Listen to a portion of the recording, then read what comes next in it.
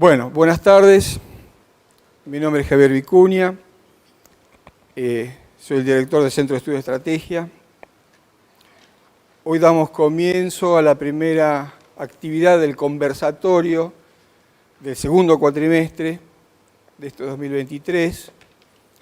En esta ocasión tenemos el gusto de presentar a un especialista en política y economía internacional, porque no solo Marcelo Cantelmi habla de política y es un experto en política, sino también de economía. El Centro de Estudios realiza actividades que tienen que ver con jornadas o, en este caso, charlas, conversatorios, trabajos de investigación que estamos próximos a presentar, lo desarrollado el cuatrimestre anterior. Y en este caso, la invitación tiene que ver con un periodista con alta trayectoria, larga trayectoria, que ha tenido la deferencia de visitarnos, pero que ha estado un par de veces en la Facultad de Sociales. Esta vez está debutando en Económicas. El señor Cantelmi es editor jefe de Política Internacional del diario Clarín. Fue corresponsal jefe de las agencias de noticias Reuters para Sudamérica y United Press International para Argentina, Uruguay y Paraguay. Ha cubierto las guerras narco en Colombia, la guerra entre Israel y Hezbollah libanés en 2006 y el fenómeno de la primavera árabe. Publicó los libros El fin de la era de Bush en el 2008 y Diario de viaje, artículos de una revolución en el 2012. Es también docente de Historia de Conflictos de la carrera de Periodismo de la Universidad de Palermo. Marcelo, desde ya muchísimas gracias por tu presencia aquí en Económicas de Lomas. Lo que vamos a hacer es primero la disertación de Marcelo y después dejamos un espacio para las preguntas y poder charlar entre todos. Bueno, hola, buenas noches. La parte más linda es la de las preguntas, pero bueno, yo los voy a entretener, espero, con una especie de descripción lo más cercana posible a cómo anda el mundo. Ustedes están viviendo una etapa de tremendo cambio, lo cual no necesariamente es bueno, ¿no? Uno cambia también cuando va para atrás. Es una época difícil, muy sustantiva la que está sucediendo. Hay algunos analistas, algunos académicos un poco aventurados la comparan con la primera década del siglo pasado. Son medios nefastos porque después vino la Primera Guerra Mundial, gente mala. Pero de alguna manera hacen una descripción de ese tipo por los cambios tan rotundos que están existiendo. Así que lo primero que tenemos que ver, un poco la presentación que hacía Javier, un poco lo que tenemos que primero coincidir es que no se puede hablar de política internacional si no se habla de economía, digamos. El árbol de la economía tiene una rama, que es este tipo de periodismo, que en realidad es un periodismo muy analítico, que trata de juntar datos, colocarlos en una olla, revolverlos y en el humo ver el futuro, digamos. Lo que nosotros hacemos es tratar de entender hacia dónde van las tendencias humanas a partir de tratar de conocer los conflictos como traductores de lo que está sucediendo. Este siglo, decíamos, arrancó de una manera muy complicada. Dentro de muy pocos días se cumple un aniversario del ataque a las Torres, el 11 de septiembre de 2001, que además dejó una discusión muy importante a nivel académico entre los historiadores que sostienen que los siglos no son calendarios. Esto posiblemente lo hayan estudiado. Hobsbawm, el historiador inglés, dice que un siglo largo que existió arranca la Revolución Francesa en 1789 y termina en la Primera Guerra Mundial en el 14.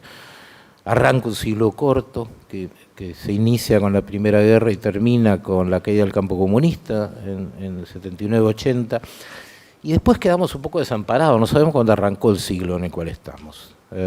Algunos historiadores norteamericanos dijeron que el 2001, justamente el 11 de septiembre, arrancó el siglo, y otros historiadores con los cuales yo tiendo a coincidir dicen que no, que el siglo arrancó el 15 de septiembre de 2008. ¿Qué pasó el 15 de septiembre de 2008? Quiebra el banco Lehman Brothers en Estados Unidos. Se produce una crisis de un nivel extraordinario, equiparable, no igual, equiparable, discutible, por la profundidad que tuvo la otra, la del 29, pero sí es importante por la transformación. La crisis del 2008 transforma el mundo, transforma a Estados Unidos primero, ahí donde está terminando en el segundo mandato George W. Bush, el hijo del otro Bush, que también fue presidente. Casi un incendio, como estas películas de Sylvester Stallone, que va el héroe hacia adelante y todo atrás, fuego. Bueno, esa es la salida de Bush del gobierno, y fue muy importante internamente. Sin esa crisis, Obama no hubiera sido presidente. Es notable que la campaña presidencial posterior a Bush la hayan ejecutado un negro y una mujer. Dato muy significativo a nivel social. Con el discurso además de Obama, Yes we can, podemos llegar a resolver este desastre, que fue a nivel social descomunal para los norteamericanos. Fue un impacto total. Mucha gente perdió su dinero, el último que tenía, porque los jubilados en Estados Unidos colocan sus sueldos en la bolsa, y la bolsa se desplomó.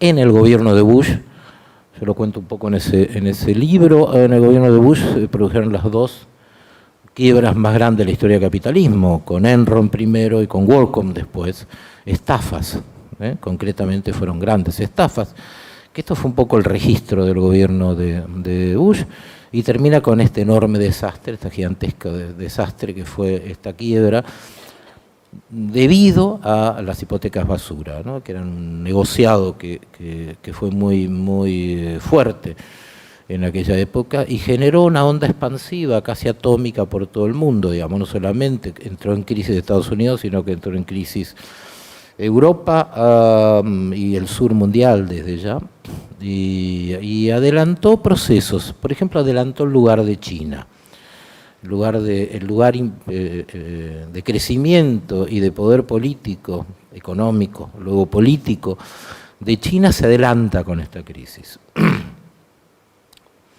Detalle a pie de página: China en aquel momento estaba gobernado por otro presidente, un presidente mucho más atlantista, Hu Jintao, y Hu Jintao en ese momento podría haber vendido. China era desde entonces, desde antes, el principal acreedor de Estados Unidos, podría haber vendido los bonos del tesoro que tenía Beijing, tenía China. No lo hizo con el argumento que necesitamos Estados Unidos, necesitamos el mercado. Se comportó bien Hu Jintao, pero podría haber hecho un desastre, porque Estados Unidos estaba muy vulnerable. Y esto es importante entenderlo porque esta crisis demolió la expectativa de las clases medias en casi todo el mundo. Como se demolió la expectativa de las clases medias en todo el mundo, el comportamiento cultural cambió. Por eso es significativo ver cuál es el origen del conflicto, para ver por dónde emerge. Y emerge por el lado cultural, emerge por el lado social. En el levantamiento de la primavera árabe todo fue cultural en el primer comienzo, pero era bien económico hacia adentro. Y ese conflicto en el norte de África viene de la crisis del 2008. El Brexit, que rompe Gran Bretaña y la Unión Europea, viene de ahí. La instauración de Donald Trump en Estados Unidos viene de ahí. Todo el neofascismo en Europa viene de ahí. Viene de ahí porque la gente empieza a notar que vive de un modo involutivo, vive peor que los padres y que los abuelos, digamos, que la expectativa empieza a deteriorarse, y se concentran, se vuelven sobre sí mismos y empiezan a inclinarse, en el caso europeo claramente, por populismo de derecha. Donald Trump llega al poder en Estados Unidos casi del mismo modo, apoyado por las víctimas de la crisis del 2008.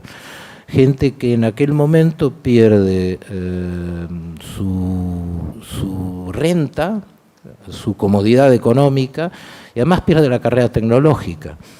No tiene cómo. Entonces quedan muy retrasados, los mineros, quedan muy retrasados, la gente del campo. Y viene Trump y hace un discurso voluntarista, que es un poco lo que hacen los populistas en todas partes, un discurso voluntarista donde no hay un resto de explicación, no es necesario, o de argumentación respecto a cuáles son las medidas, y se vuelca por el lado conservador más duro Trump. Obviamente que no resuelve el problema de toda la gente que lo vota, no lo resuelve, pero le da un sentido a partir del hecho de que Estados Unidos sigue siendo el Estados Unidos después de la Segunda Guerra Mundial, cuando tenía el 50% del Producto Bruto Mundial y realmente bajaba línea por todas partes, era el dueño de la cabecera de la mesa, y eso existe más allá de los políticos y del pantano, como decía Trump, del pantano de Washington, donde están todos los políticos malos, digamos, seguimos siendo muy poderosos, solo que está oculto eso, solamente hay que hacerlo emerger.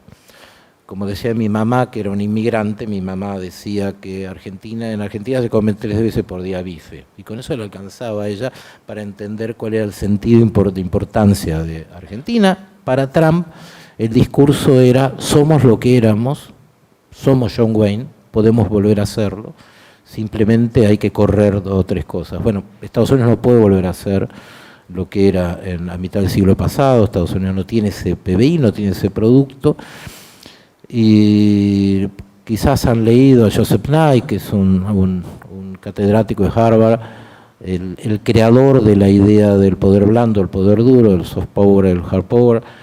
Él tiene un artículo muy lindo que escribió ya poco después de la guerra de Irak, en el 2006 o 2007, en donde comenta que en el primer tablero del mundo está el poder militar, el poder bélico, que naturalmente lo concentra Estados Unidos, pero el segundo tablero es el económico, donde no hay más remedio que negociar, y el tercer tablero es el de las pestes, el del terrorismo, donde es muy difícil tener control. Y ciertamente ese segundo tablero es el que ha regido, y es un poco lo que descubre después Joe Biden cuando llega al poder. Digo, esto es un poco el trasfondo, esto que yo estoy contando muy aceleradamente, es un poco el trasfondo de cómo está el mundo hoy. La política refleja este abismo que genera la economía. Y la refleja a partir de los fenómenos que estamos viendo. Esto que se ha puesto de moda, el outsider, ¿no? Yo no creo que existan los outsiders, creo que cualquiera que está dentro de una comunidad es político. Es exageradísimo llamar outsider a Donald Trump.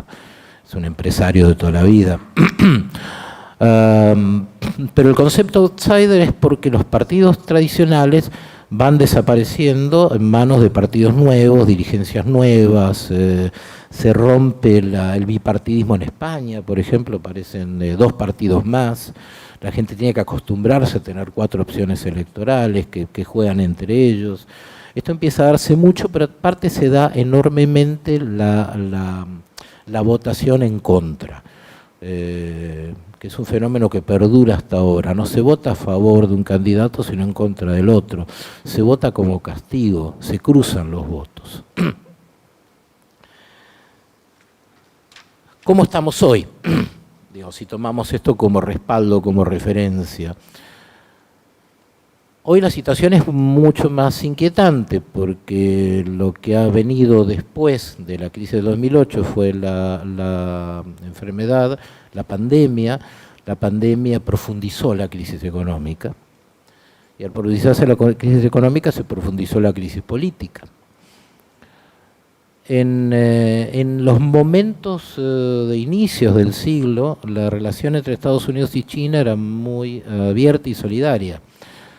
Por eso sucede lo de Hu Jintao en el 2008. Esa relación se ha quebrado. Se quiebra básicamente con el gobierno de Trump y se profundiza enormemente con el gobierno de Joe Biden. Joe Biden es un dirigente conservador que fue vicepresidente de Barack Obama, No es un líder como Barack Obama, no tiene esa fuerza de cambio que tenía Obama, pero tiene una trayectoria enorme de 50 años en la Comisión de Relaciones Exteriores del Senado y una vida muy intensa a nivel político. Por eso a los 80 años funciona, digo, más allá de los chistes bastante duros que hacen porque le erra la puerta, a los 80 años gobierna Estados Unidos, digo, yo quisiera llegar a los 80 años y gobernar mi casa. Digo, chapó, eso es importante. Pero objetivamente es un conservador muy distinto a Obama. Una anécdota, cuando Biden gana las elecciones, el gobierno cubano, en enero siguiente a las elecciones previas, ya ganó Biden. Biden todavía no es presidente, va a ser presidente en ese enero. El gobierno cubano, todavía en manos de Raúl Castro, unifica las dos monedas. Cuba tenía dos monedas, el peso y el CUC. El CUC, la moneda convertible, se armaba, era el dólar, se armaba con 32 pesos. ¿Por qué hace eso? Para facilitar el comercio, porque los cubanos creen que como viene Biden, va a volver otra vez el deshielo que había puesto Obama y que Trump anuló. Entonces facilitan, abren la economía lo máximo posible porque suponen que viene una corriente de inversión importante y un deshielo. Cuando ustedes unifican monedas, siempre se unifica por arriba, ¿no? Siempre va a subir. Y hubo un pico inflacionario enorme en Cuba, pero muy grande, que se trató de compensar con aumento de sueldo, pero la inflación se fue a 3 dígitos, súbitamente. La gente empezó a tener problemas para alimentarse. Por eso se produce el levantamiento de julio de ese año. Un levantamiento histórico que es una protesta en toda Cuba, de un lado para el otro, que era porque no alcanzaba la plata. Luego ahí se monta, por supuesto, la demanda de democracia. Lo mismo pasó en el norte de África. En la demanda, porque el grano alimentario aumentó de una manera descomunal después de la crisis de 2008, porque aumentó porque se corrieron inversiones, las inversiones que estaban en inmobiliario pasan a commodities alimenticios, y el arroz en Egipto pasó a costar 500% más.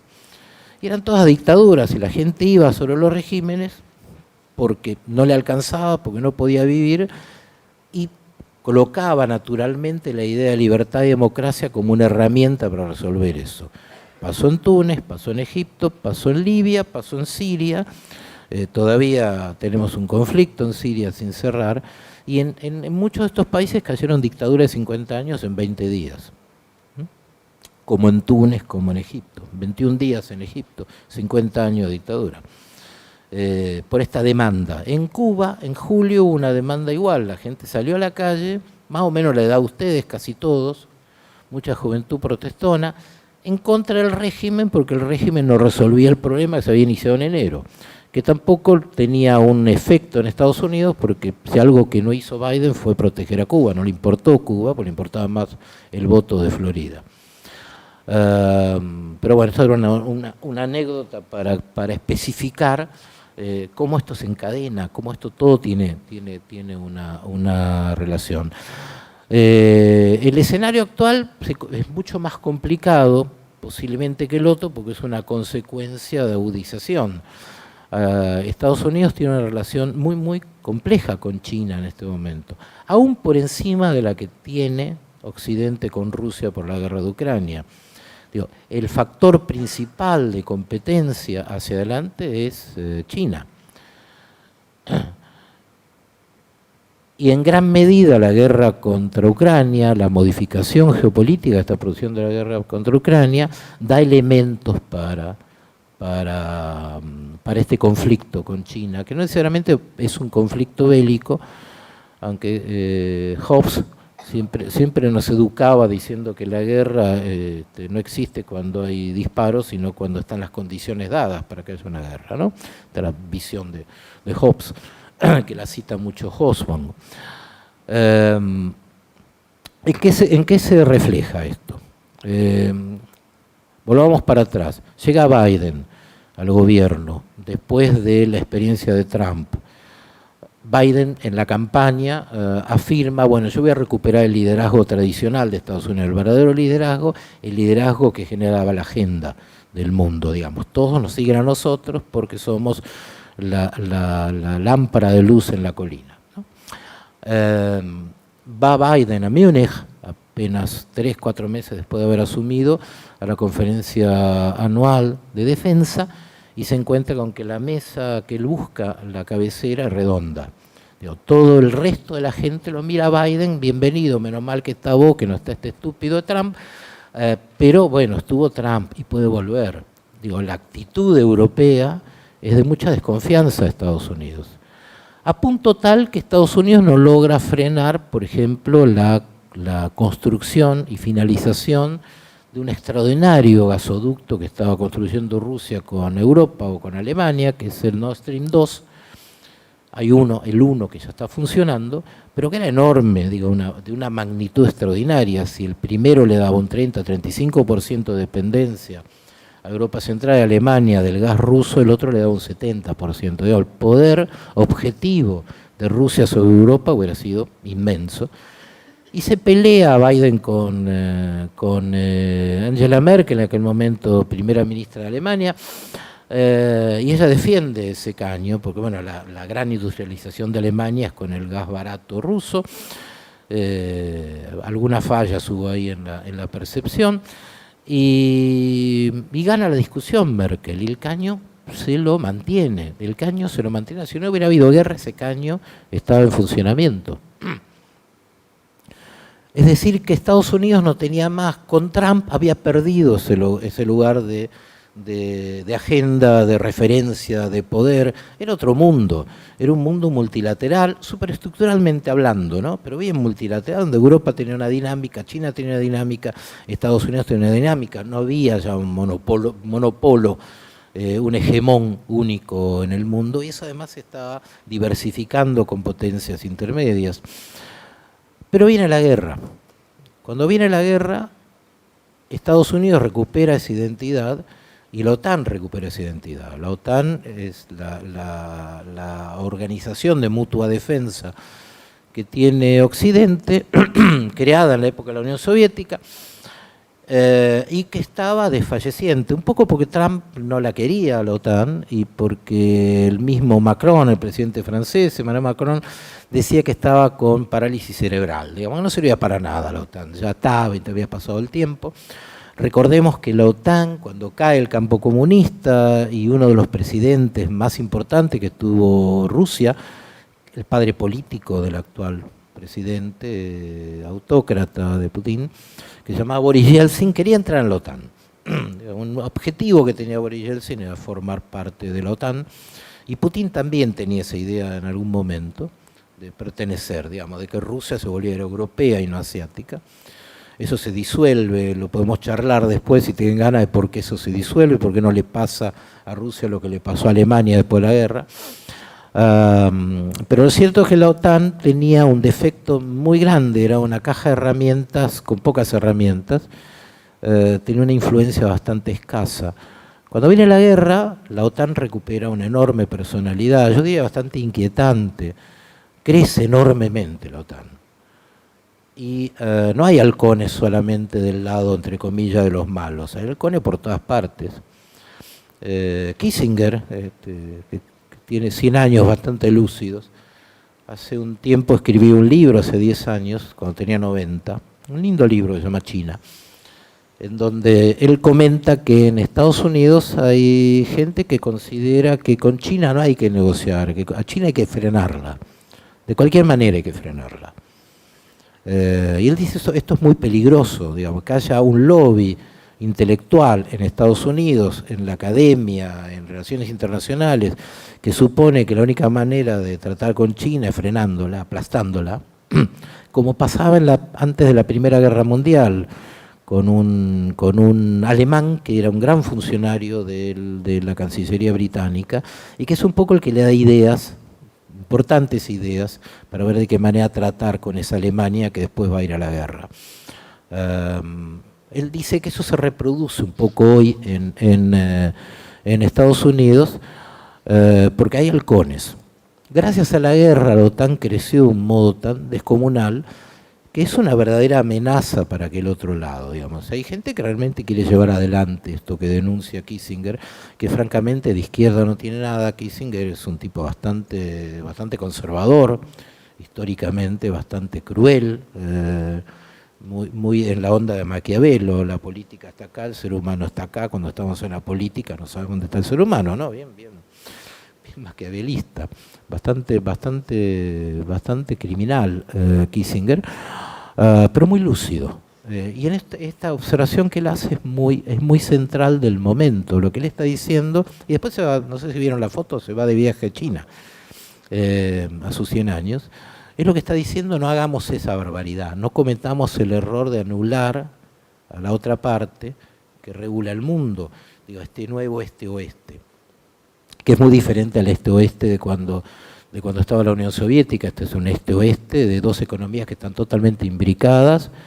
Estados Unidos y China cruzan más o menos 700.000 millones de dólares por año, un poco más con Europa, China y Europa.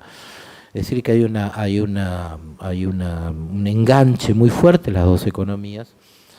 Pero en este momento tenemos un debate muy fuerte del lado de Estados Unidos, donde la ministra de Economía o la secretaria del Tesoro, Janet Yellen, va hablando con los europeos pidiéndoles que se vayan de China. Que haya un desacople, nos vamos todos de China. Hay una gran estructura de proteccionismo norteamericano sobre China que sacó a Huawei del medio, por ejemplo, para que no compita con las telefonías norteamericanas, con el argumento de que las chinas tienen una puerta trasera y no las norteamericanas.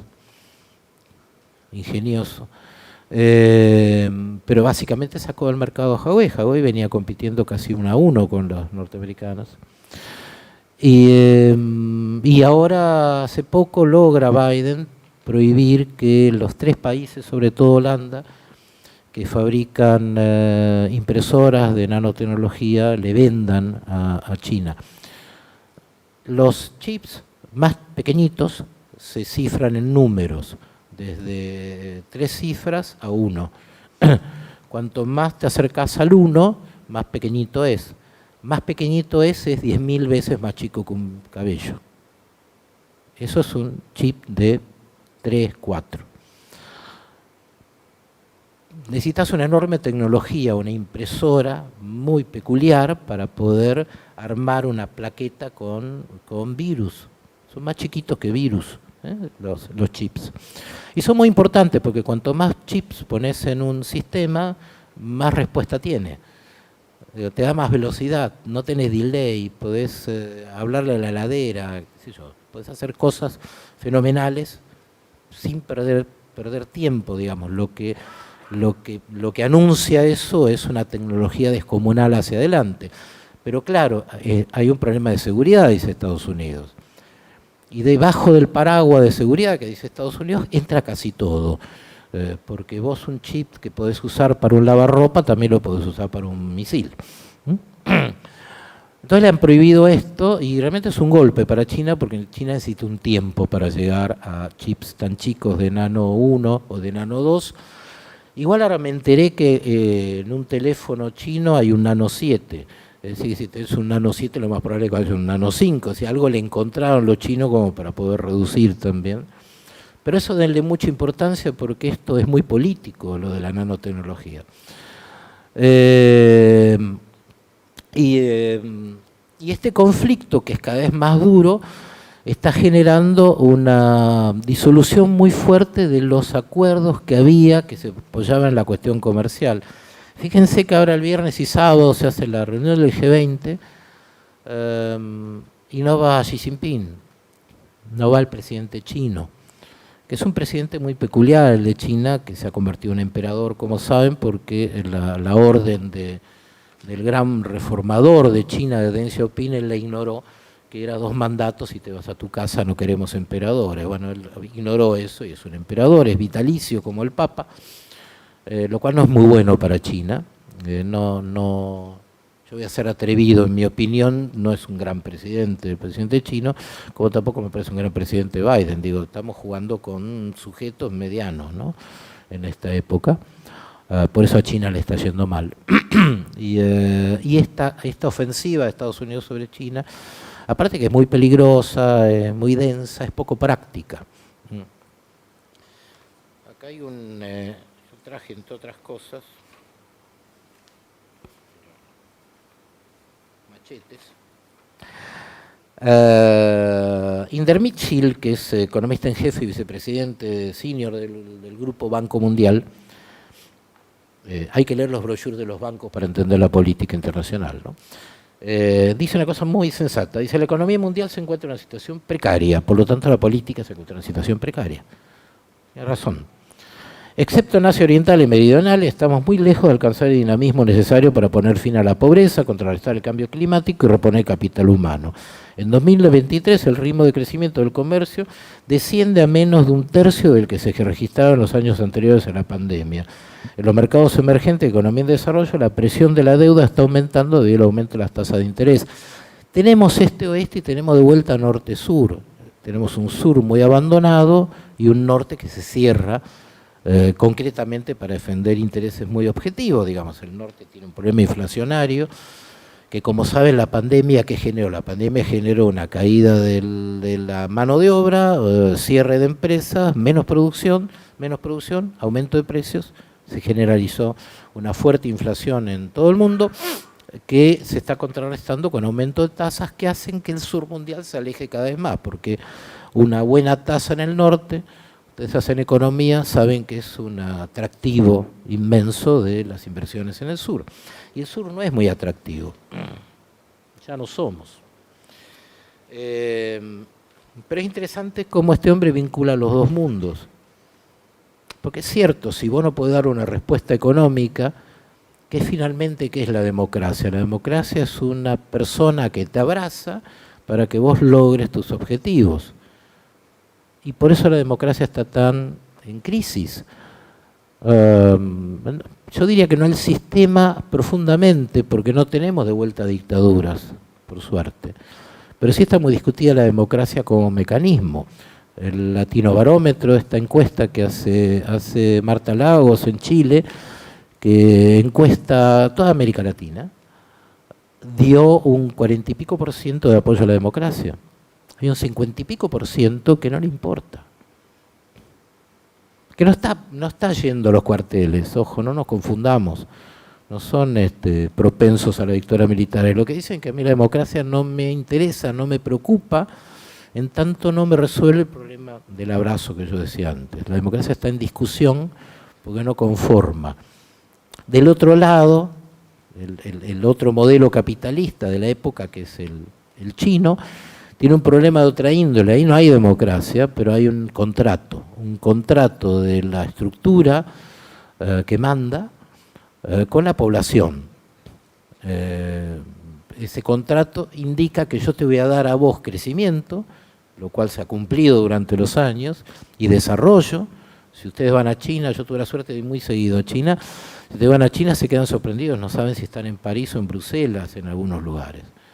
Es extraordinario el crecimiento que tuvo en poco tiempo China. Bueno, ese es mi acuerdo, yo produzco esto y vos a cambio no me generás conflictos. Pero ahora empieza a haber conflictos en China porque el crecimiento se está moderando enormemente, porque se modera el crecimiento mundial, porque tenés menos clientela en el mundo y porque además el gobierno cometió infinita cantidad de errores. China además es un país que tiene solamente un 40% digitalizada su economía, Estados Unidos tiene casi un 80%, de modo que te sobra gente con buen nivel educativo. Los chinos en este momento están contratando empleados intermedios y tenés un 22% de desocupación de graduados universitarios. Y eso es porque no se necesitan, porque todavía tiene que pegar ese salto, y a China le está costando enormemente porque cometió errores de manual en su desarrollo. Es decir, tenemos un país con muchas incomodidades económicas, otro país que no está espléndido, Estados Unidos está mejor, pero no está espléndido tampoco, en un mundo que está creciendo infinitamente menos. Veamos. Estados Unidos creció 3% en el 2,1% en el 22.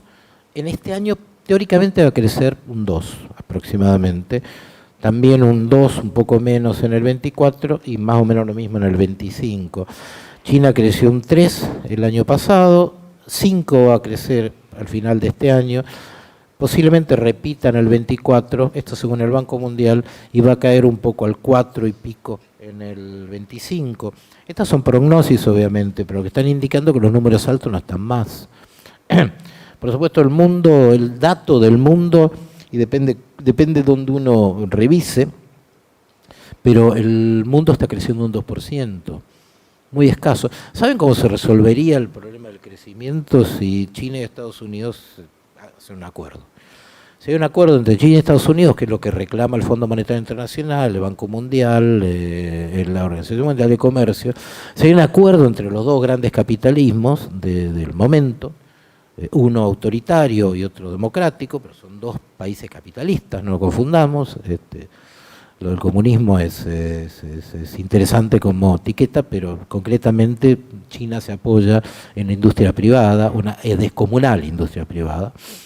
Si estos dos países capitalistas acuerdan de alguna manera, lo más probable es que tengas una tasa de acumulación del capitalismo más alta que la actual, de modo que vos podés aliviar las tensiones políticas, de modo que vos podés llegar a dar una vía de salida, como sucedió en ese cortito tiempo de iluminismo después de la Segunda Guerra Mundial, ¿no? Que duró hasta que Nixon y Friedman decidieron ignorar el patrón oro en agosto del 71, digamos, del 45 a agosto del 71, vivimos felices, teníamos rock, poetas, casi todo crecía, la gente estaba contenta, tenía muchos hijos, era un mundo feliz. Bueno, reproducir eso se necesita un crecimiento económico, no se puede reproducir desde el sueño. Y no está sucediendo eso, está sucediendo todo lo contrario, por eso Xi Jinping no va. Gesto muy importante, no de bronca a la India donde se hace la reunión, sino de bronca a Estados Unidos porque la presión realmente es descomunal y aparte eso le reduce la jerarquía a Xi Jinping. China tiene unas internas descomunales, chicos. Tiene huelgas, tiene mucha cosa que no se difunde tanto, pero es un poder que también tiene discusiones en la cumbre, ¿no? Es un cono de poder y los que están arriba de todo, en el buró permanente, que son 5 tipos en este momento, deciden realmente el destino de China. Y si Xi Jinping no tiene resultados, eso va a ser grave. Para terminar la idea de China, hay una gran discusión ahí adentro sobre si convenía apoyar a Rusia o si convenía cerrar las ciudades por el coronavirus. Los que decían que no convenía hacer ninguna de las dos cosas se fueron, los echaron en el Congreso, en el 20 Congreso, y yo íntimamente creo que tenían razón. Son atlantistas, es cierto, pero tenían razón. Ni convenía apoyar a Rusia, ni convenía meterse con cerrar Shanghái, por ejemplo, como hizo el gobierno de Xi Jinping, porque aplastó la economía, realmente la aplastó, a punto tal que cuando sueltan las fuerzas, el primer trimestre de este año, China se va arriba de todo. Después vuelve a caer, muy gravemente cae, pierde todo lo ganado, porque la máquina no reacciona como antes. Y esos son grandes errores de perspectiva del gobierno chino, que entendió que la enfermedad también le convenía para poder disciplinar a la población. Volviendo para atrás, tenemos una situación muy complicada, la regula en gran medida la guerra lo que está mostrando es un poderío occidental muy difícil de imaginar antes. Hace 2 años, si alguien me decía que Finlandia iba a formar parte de la OTAN, yo decía que estaba loco. Está Finlandia en la OTAN, va a estar Suecia en la OTAN. Ucrania se va a convertir después de la guerra, creo yo, en Israel, de ahí, digamos, con un potencial bélico descomunal. No hace falta que esté en la OTAN, no necesita registro, es OTAN. Definitivamente está todo delante de Rusia. Además, Rusia pierde una enorme autonomía, pierde calidad de influencia y pierde Europa, perdió la clientela europea. Y eso sí que es doloroso. Y si no hace con mucho cuidado las cosas, va a terminar siendo la mosca rubia, más rubia de la telaraña china, porque su alianza con China la lleva a necesitar a China mucho más que como un aliado, ¿no? Sino como un padre. Pero es una transformación mundial muy, muy severa, muy importante, en donde no tenemos hoy claro cómo va a terminar esta guerra, pero seguramente no va a terminar con una humillación de Occidente, van a hacer todo lo posible para evitarlo y tienen cómo evitarlo, tienen cómo evitarlo. Es bastante probable que las cosas terminen más claramente a favor de Ucrania, no por Ucrania, no solo por Ucrania, Ucrania está haciendo mucho, pero tiene un respaldo de 44 naciones de Occidente que no son chiquitas, que además superan la cuestión electoral, aunque los republicanos en la campaña digan que cortarían la ayuda, de ninguna manera la van a cortar porque la lucha es con China, no es con Rusia. La lucha del hegemón es con China. En fin, en síntesis, con bullets, situación económica muy difícil, crecimiento muy bajo, tensiones imprevisibles, no tenemos claro qué va a pasar en Estados Unidos, tenemos una enorme presión de las clases medias que son centrales, y un sur mundial que está muy abandonado, con una América Latina que está descarriada. Claramente, este es un poco el escenario. Es muy difícil encontrar una punta positiva, yo lo lamento, soy un pesado, ya sé, pero es un momento, este cuarto de siglo, que asusta un poco, asusta un poco. Yo leía hace poco, yo soy un gran lector de Economist, la Biblia liberal, no soy liberal, pero me encanta esa revista, la seriedad que tiene es descomunal. Y me encontré con ellos hacen todo el tiempo notas sobre China, ¿no? Tienen una especie de fervor con China. Y la última, hay un gran artículo donde después de discutir el sinsentido que para esta gente tiene lo que hace Estados Unidos con China, porque dice ¿qué sentido tiene que haya caído tanto la inversión norteamericana en China? O la de China en Estados Unidos, o que se produzca el desacople. Entonces da un ejemplo, por ejemplo, ahora Estados Unidos negocia mucho más con México que con China, pero México negocia mucho más con China que antes, es decir, trae repuestos y bienes intermedios a México y México los exporta a Estados Unidos, son chinos. Mucho no ha cambiado, los de Economist son irónicos, dicen cambió la etiqueta, cambió el empaquetado, como diciéndole a los norteamericanos no sean estúpidos, digo, esto no va a cambiar con la enorme logística que tiene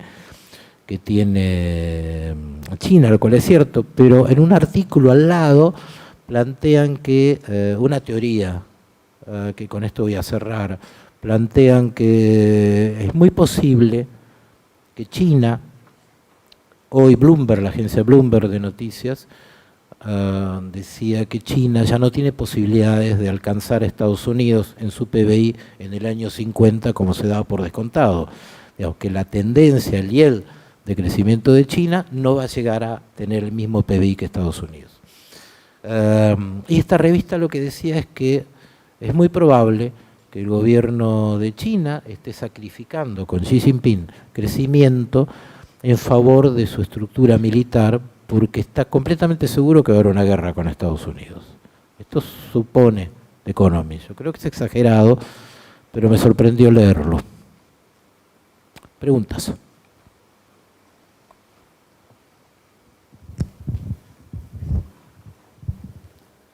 Empiezo yo. Así van pensando, preguntan los niños y las niñas. Uso de posición dominante. Uso de posición dominante. Tal cual.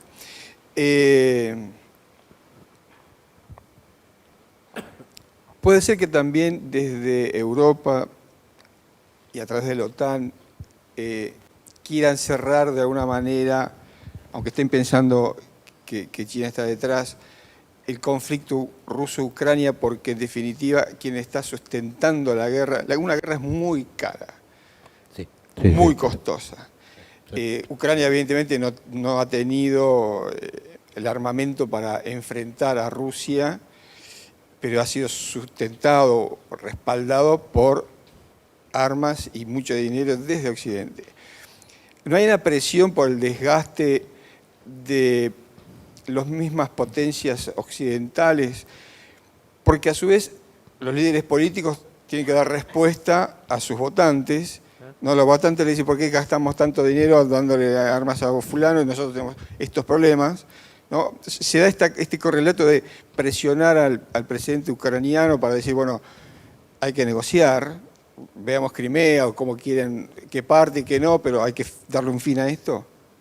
Europa tiene un modelo de relaciones internacionales diferente, posiblemente no con el poderío de Estados Unidos, pero sí lo tiene, digamos. Es muy común ver delegaciones que van a China que consideran que China es intocable. Ni hablar de la Volkswagen alemana, en el caso de China. En el caso de Rusia hay un problema. Lo que hizo Putin es patear el tablero de Westfalia. En el 1600 los seres humanos decidieron que había un Estado-nación, que había un límite, un código para ir a una guerra, que no se podía atacar impunemente al otro porque es más pequeñito, esa ley de Hércules. Y ese acuerdo, que se violó todo el tiempo, del año 650 para acá, de todas maneras, de alguna manera regula las relaciones internacionales. Lo que hace Putin, es cierto que la misma barbaridad que hizo Estados Unidos en el 2003 con Irak, que no era el primer país que pensaba invadir, pero una barbarie no justifica la otra. Lo que hace Putin es atacar Ucrania en una guerra de una semana, muy rápida, como la de Israel, la de los 6 días, tomar Ucrania y ser un ejemplo de estructura militar, de una enorme soberanía a partir del poderío militar muy moderno, supuestamente, que tenía Rusia, para poder generar una influencia determinante entre los países que habían sido parte de la Unión Soviética, que son su vecindario, ¿no? Rumanía, Polonia, Finlandia, Suecia, etcétera. ¿Por qué quería hacer esto? Porque, como bien dijo en un montón de discursos el amigo Putin, Rusia tenía una importancia muy relativa en el tablero mundial, pero se merecía un tratamiento de otro tipo. Ahora, cuando vos ves la billetera de Rusia, es un país chico, es un país que no da la talla de Brasil hoy. Brasil tiene más PBI que Rusia. Y para sentarte en la mesa de decisión, como decía Nye, y yo por eso traje el recuerdo de estos 3 tableros de Nye, Rusia puede tener una potencia nuclear importante, pero el tema es en el medio. Y en el medio no se le daba la importancia que según Rusia necesitaba. Se equivoca gravemente Putin porque la estaba consiguiendo, digamos, esta Rusia autoritaria estaba creciendo mucho en poder económico, por lo tanto político, estaba creciendo, se estaba desarrollando anualmente, y lo corta con una ambición que Putin incluso describe reivindicando a Catalina, a la alemana, porque es Catalina Catalina Grande es la que rusifica Ucrania, y él quiere rusificar Ucrania de vuelta. Mira a 200 años, quiere restaurar el zarismo. Va a San Petersburgo y se pone en el lugar de Pedro el Grande, el gran emperador que hace el imperio ruso, que era un europeísta aparte, ¿no? Cuestiones. Se pone ahí como si él fuera lo mismo, planteando que aquel le sacó a Suecia, a San Petersburgo, porque San Petersburgo era ruso, ¿no? Como otros países son rusos, avisando que lo que está haciendo es hacer Rusia, tomando Ucrania. Ahora, si lo hubiera logrado eso, si la guerra hubiera durado 6 días, si hubiera tenido ese impacto tremendo, como tuvo cuando se queda con Crimea en 2014, o tuvo cuando ataca a Georgia, que nadie le dice nada, si hubiera tenido ese triunfo, lo más probable es que estos países hubieran hecho una cosa que dijo él en un discurso. Yo puedo entender la independencia de Polonia, de Ucrania, de Rumanía, pero tienen que discutir con nosotros su política internacional y su política económica. no son totalmente independientes, son mi barrio. Tienen que subsumirse al poder de la potencia que está regulándolos. Y los otros no hacen eso, miran a Bruselas. Bueno, de hecho, cuando toma Crimea, nadie protestó demasiado y se lo quedó, digamos, ¿no? No, pero eso también tiene un trasfondo. Rusia tenía Ucrania.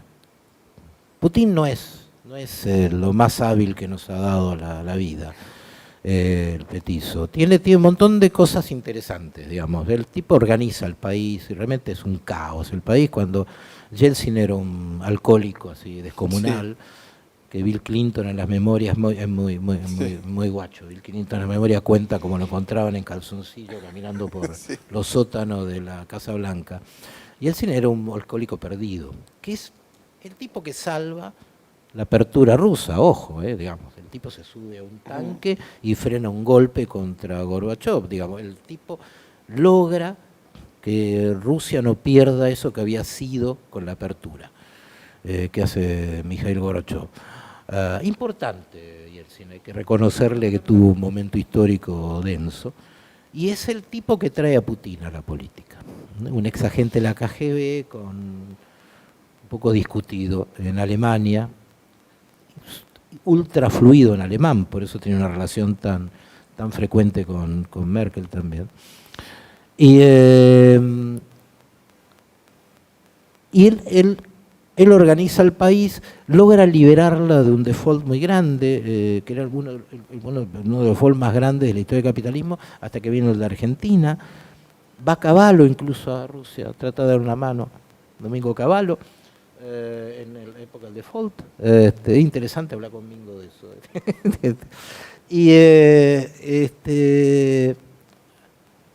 Y en aquel momento la balanza comercial de Rusia era extremadamente exportadora y mínimamente importadora. Un desastre, totalmente equilibrada. Pero lo hacía ¿para qué? Para resolver el problema que tenía atrás.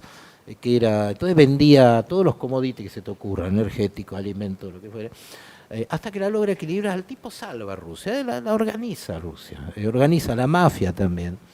Pero al mismo tiempo pierde de vista el sentido histórico de Rusia.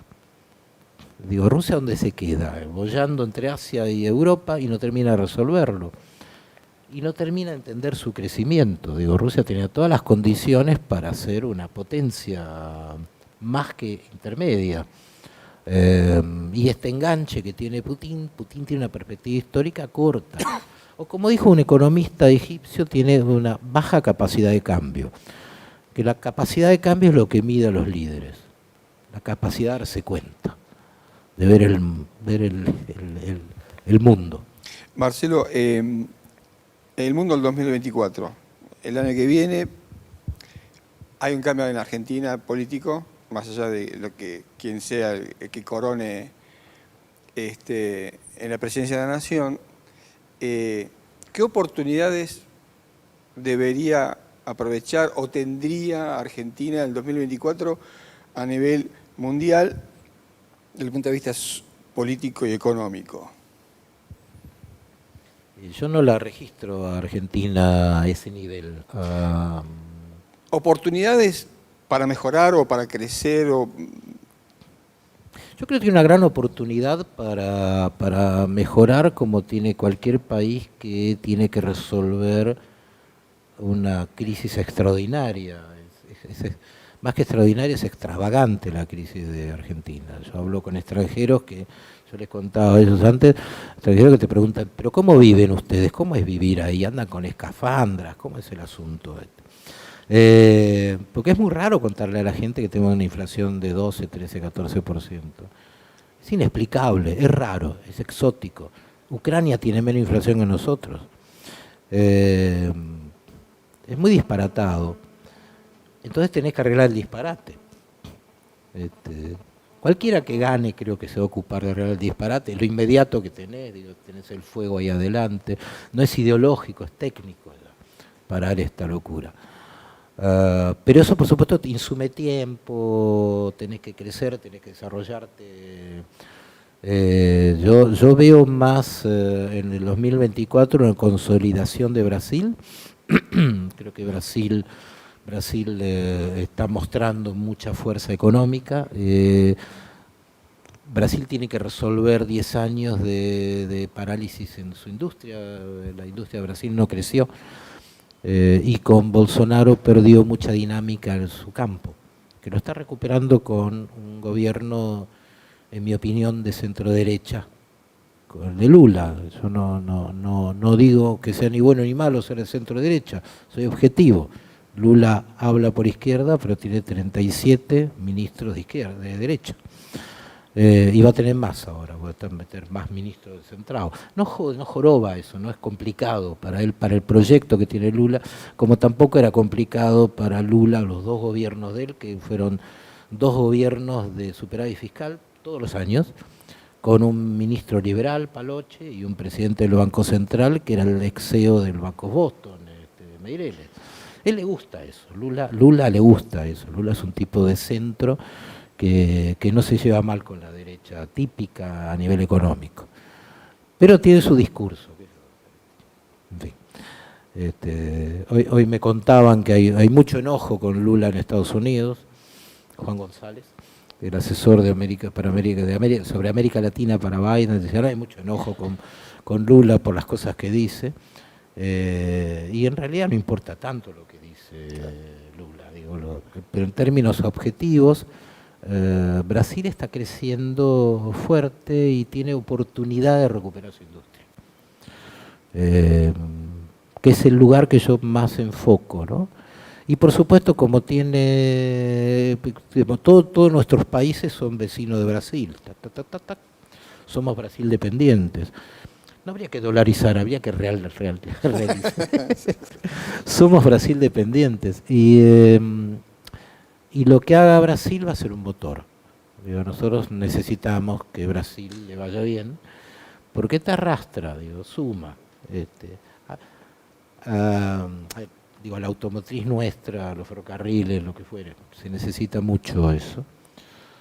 De modo que ahí tenés una noticia importante, para el año que viene. Más allá que América Latina tiene bastantes dislocaciones, qué sé yo. Yo me vengo peleando con muchos colegas porque hace 3 años más o menos vengo escribiendo que nuestra región se va yendo a la derecha. Y me dicen, no, hay una ola rosa por Lula, por Arce en Bolivia, por Castillo en Perú, por Boric. Y yo digo, bueno, pero miremos bien, porque yo entiendo la ideología a partir de cómo aplico el presupuesto.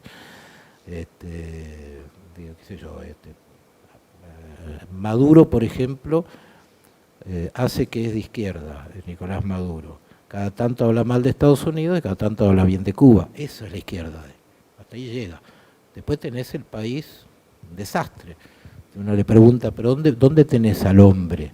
Si vamos bien a la línea. Y el hombre está perdido en Venezuela. Es todo muy falso. La idea de asumirse de una ideología y no practicarla es un truco del presente. Yo a mis alumnos en la facultad siempre les digo, no, lamentablemente no tenemos más izquierda en América Latina. La perdimos. Cuando teníamos izquierda había una discusión que era importante, que tenía sentido hace décadas. Y esos lugares de izquierda fueron reemplazados por formaciones como porfiriatos, por Porfirio Díaz, caudillos, personalismos que dicen que son, que se asumen como, que cada tanto dicen cosas interesantes pero no las ejecutan, o activos de socialdemocracia, lo cual no está mal, Boric es un socialdemócrata, Lula en términos objetivos es un socialdemócrata.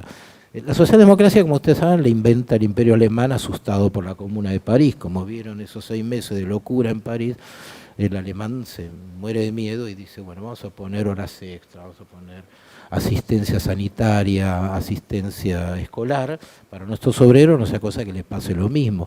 Y es muy interesante el debate que hay en esa Alemania, ¿no? Esa Alemania imperial, por aquel susto, lo que empiezan a descubrir, que es el welfare, ¿no? Es lo que va a crecer en la revolución industrial. Y de ahí nace, es una forma de capitalismo la socialdemocracia, objetivamente, pero es un capitalismo que mide más las circunstancias. Yo siempre miro mucho entre los ejemplos de ese lugar a Willy Brandt en Alemania, a Felipe González en España, a Mitterrand en Francia. Una mirada que muy preocupada por el lugar de la gente, dentro de la estructura de acumulación, que no basa la idea de acumular en función de la separación del otro, o no, por lo menos no con la intensidad que se dio tanto en la crisis de 2008 o en otra crisis, que hay que remarcar, y yo no lo hice, que el dato del presente es una descomunal concentración del ingreso. Es decir, tenemos una concentración del ingreso como no hubo nunca antes, hay mucho menos reparto. A partir del 2008, de los ganadores del 2008, y a partir sin duda de lo que produjo la enfermedad.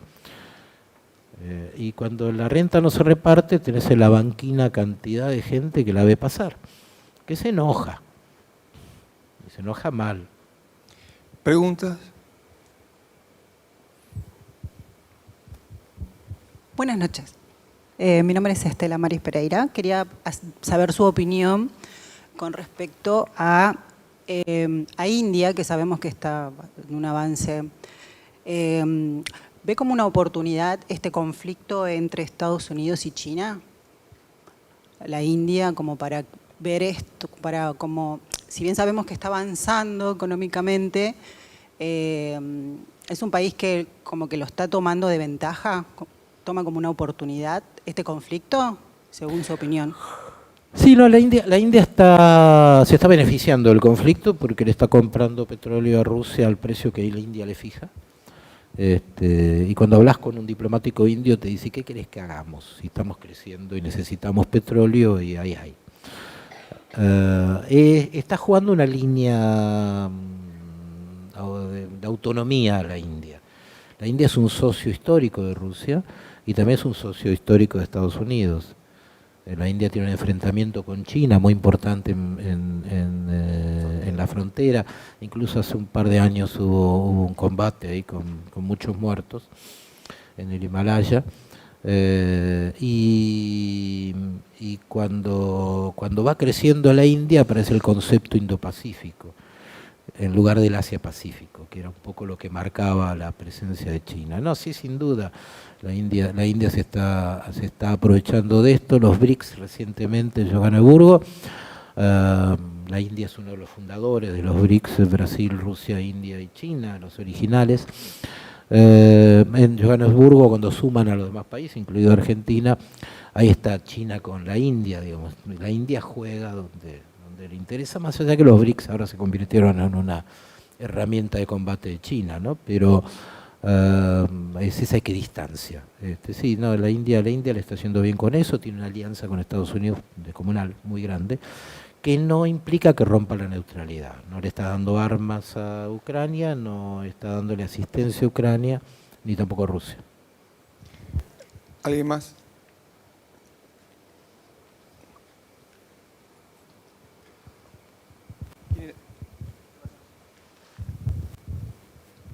Buenas noches, profesor.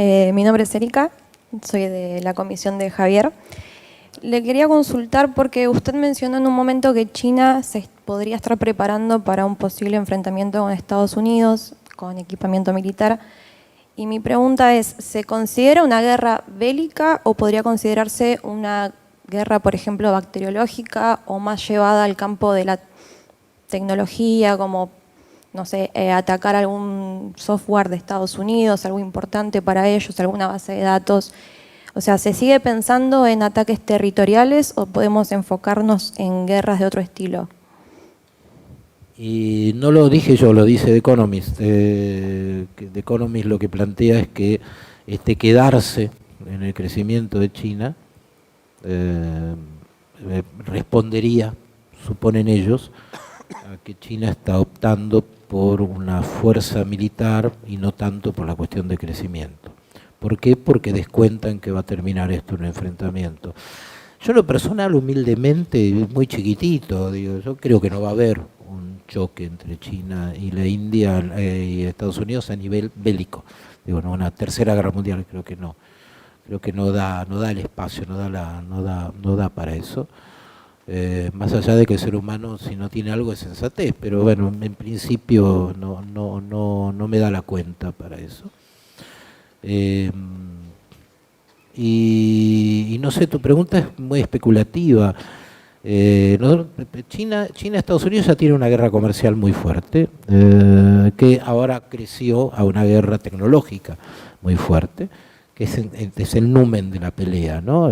Que China no sea en el futuro inmediato el líder tecnológico del espacio.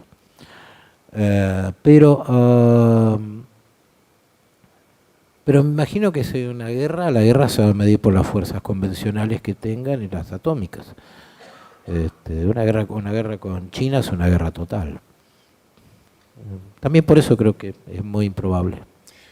Una última pregunta, si no abusamos del tiempo de Marcelo. Yo tengo tiempo, me gusta que me pregunten. Así trabajo menos. Muchas gracias por toda esta charla. Soy Joaquín, también soy de la comisión de Javier.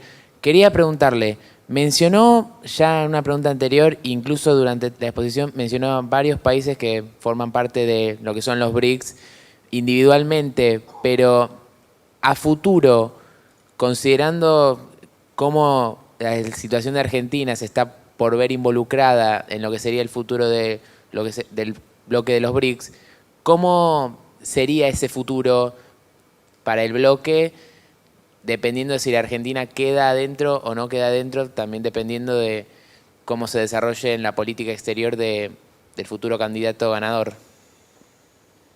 Sí, ahí hay un problema, porque en realidad el 1 de enero se define si se está o no se está en los BRICS, pero claro, el gobierno que venga acá, o a los otros países, porque son 6 los que sumaron, el gobierno que venga, que llegue acá, va a tener un problema incómodo con Brasil o con China, que son socios comerciales muy importantes, y dice, bueno, no entro. Hay una incomodidad diplomática grande ahí, que en eso se equivocó la Cancillería actual, porque tendría que haberlo hecho de manera tal que la decisión sea muy cómoda para el siguiente. Bueno, ya no, ahora es difícil.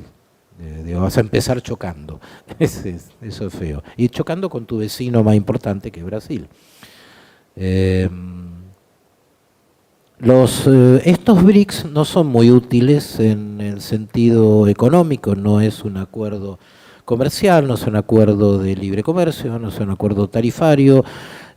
Para usar el nuevo Banco de Desarrollo de los BRICS, que es un banco en Shanghái que dirige la expresidente de Brasil, Dilma Rousseff, no necesita ser miembro de los BRICS. Uruguay es miembro del banco, por ejemplo. Tenés que hacer un aporte.